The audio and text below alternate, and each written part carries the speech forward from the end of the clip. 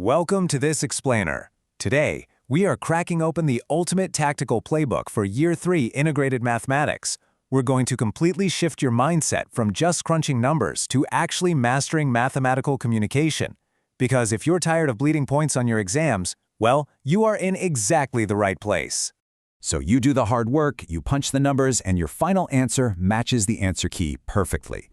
But when you get your test back, boom, point deduction. As an academic coach, I hear this frustration all the time. But here's the truth. Getting that final number right is really only half the battle. Your graders aren't looking for a human calculator. They're looking for a logical thinker. To get those perfect scores, here is our roadmap. First, we'll cover the core secret to zero deductions. Then, we'll dive into mathematical journaling, Polya's 4-step problem-solving method, how to use descriptive answer templates, and finally, how to avoid those fatal significant figure traps. Let's get into it. Section 1. The secret to math without deductions.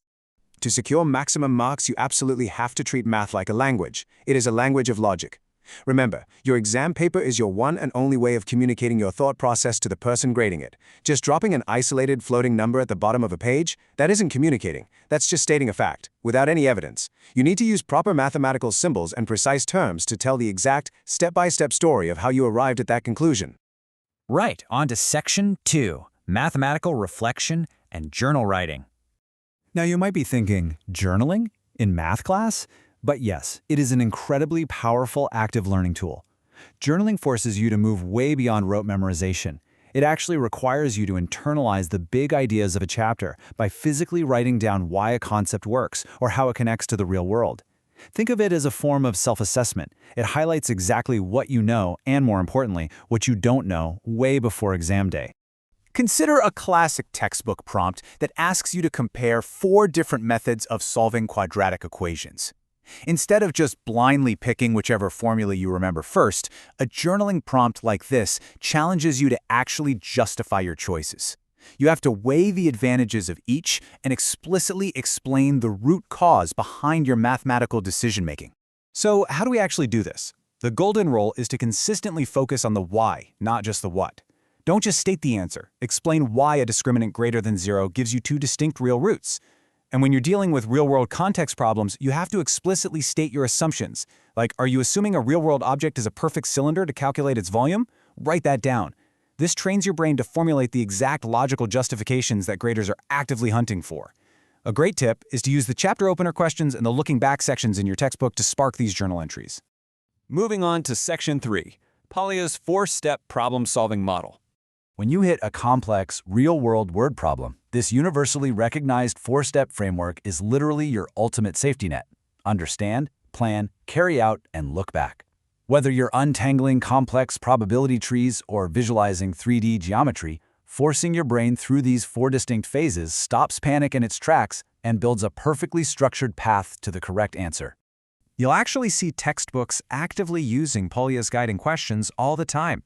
For a tricky coordinate geometry problem, you'll be prompted to first understand what parallel lines mean in that specific context, then form a plan using gradients, execute the algebra, and finally look back to verify.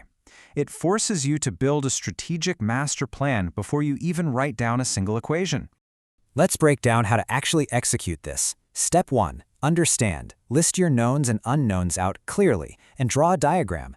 Visual modeling is honestly half the battle won right there. Step 2. Plan. Choose your mathematical tools carefully. Are you using the sine rule or the cosine rule?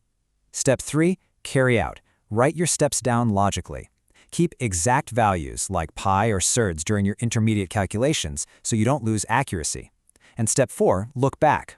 Does a negative building height make sense? Obviously not. Always verify the reasonability of your answer in the real-world context.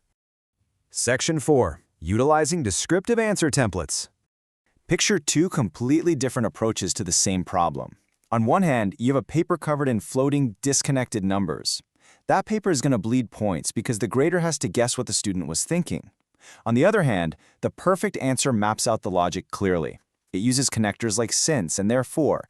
It uses the proper geometric symbols, and it explicitly cites theorems, saying things like using the sine rule. That level of detail is exactly how you lock in every single point of partial credit.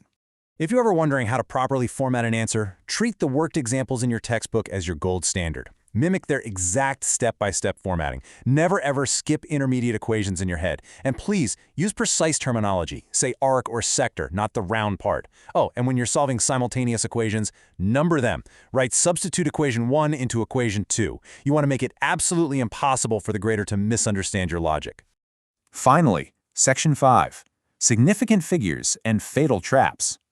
Let's talk about the silent killers, formatting rules. These are the hard and fast accuracy rules your graders are checking for.